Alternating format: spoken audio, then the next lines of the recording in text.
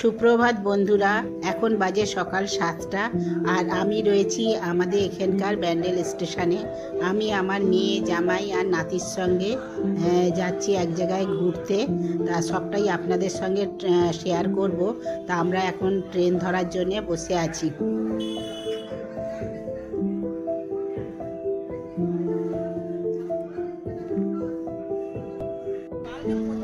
আমরা ট্রেনে উঠে পড়েছি আর আমরা যাচ্ছি দুর্গাপুরে আমার বোনজির বাড়িতে। আমি এই প্রথমবারই যাচ্ছি দুর্গাপুর আর আমার মেয়েরাও এই প্রথমবারই যাচ্ছে দুর্গাপুরে। এই আমরা চলে এসেছি আমার বোনজির বাড়িতে। তা এই দেখুন, এটা ওর কিচেন আর ও থাকে ফ্ল্যাটে দুর্গাপুরে। তা এই এটা খাবার ঘর আর এখানে দুটো বেডরুম আছে। আর ওই যে আমার বোনজি আর বোনের নাতনি। আর এই দুর্গাপুর শহরটা বাইরের থেকে ওদের ব্যালকনি থেকে দেখাচ্ছি।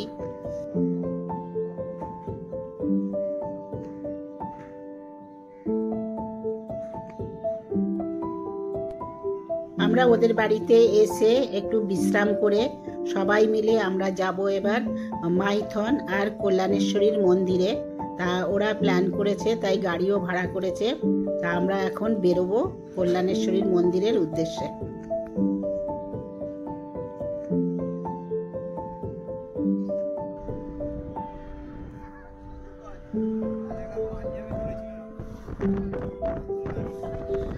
আমরা এই গাড়িতে উঠে পড়েছি আর যাচ্ছি এখন কল্যাণেশ্বরীর মন্দিরের উদ্দেশ্যে। তা এই দেখুন কত সুন্দর রাস্তা আর খুব ভালো লাগছিল আমার সবাই মিলে এইভাবে ঘুরতে যেতে।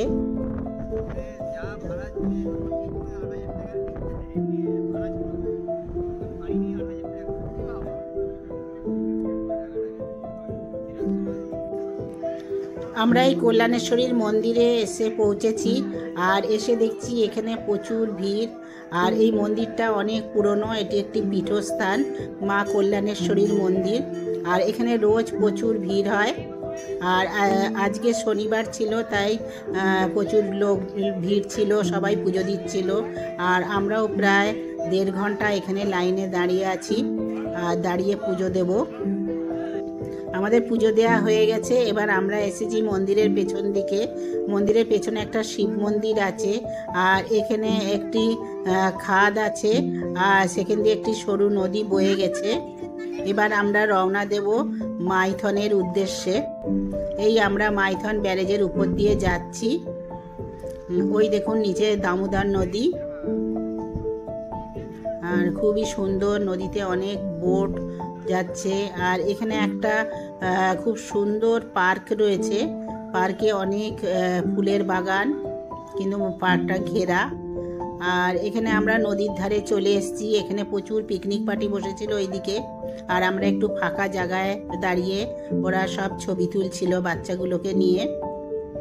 আর বাচ্চারা খুব আনন্দ করছিল।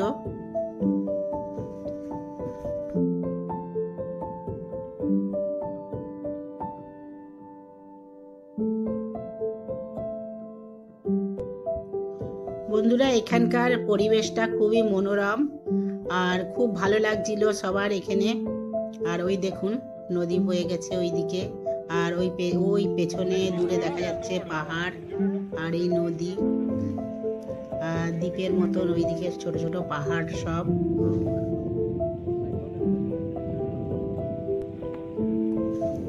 বন্ধুরা, সারাদিন অনেক ঘোরাঘুরি হলো। এবার আমরা আমার বোনজির ফ্ল্যাটে ফিরে যাব আর ওখানে গিয়ে আমাদের ওই নাতনির গান শুনবো। ও গান গাইতে খুব ভালোবাসে আর গান শোনাতেও খুব ভালোবাসে।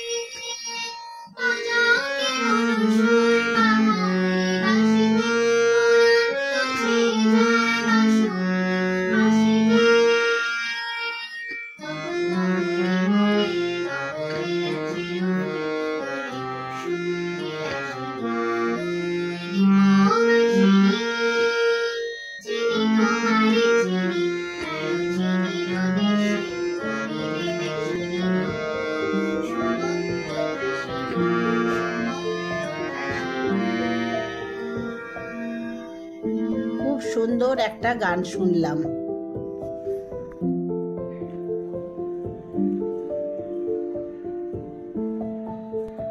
আমরা আবার দুর্গাপুর স্টেশনে চলে এসেছি বাড়ি ফেরার উদ্দেশ্যে। 2 দিন বঞ্জির বাড়িতে খুব আনন্দে কাটালাম। এবার আবার বাড়ি ফিরতে হবে, তাই দুর্গাপুর স্টেশনে বসে আছি ট্রেনের অপেক্ষায়। তা আজকের পর্বটা আপনাদের কেমন লাগলো অবশ্যই কমেন্ট করে জানাবেন। আর যদি ভালো লেগে থাকে তাহলে লাইক করবেন, শেয়ার করবেন আর সাবস্ক্রাইব করে দিয়ে আমাদের চ্যানেলের পাশে থাকবেন। আর আজকের মতো এখানেই শেষ করছি, ফিরে আসবো পরের একটি পর্বে। নমস্কার।